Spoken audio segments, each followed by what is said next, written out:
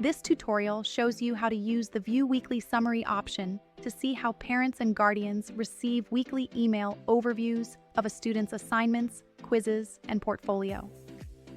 The View Weekly Summary lets you see how families view assignments, quizzes, and portfolio items from the past and upcoming week. Get ready for conversations with parents and guardians. Focus on the weekly summary for one student at a time.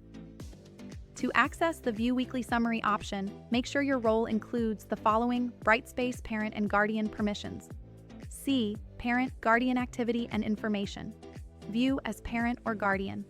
See Parent or Guardian Child Relationships for Student.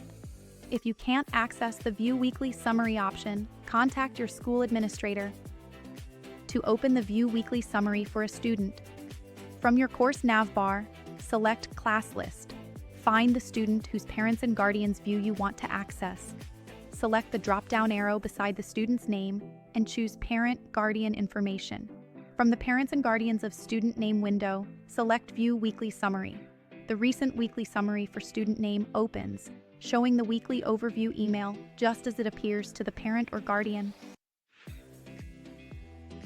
Now you know how to access the View Weekly Summary to support clear communication with caregivers. Thank you for watching.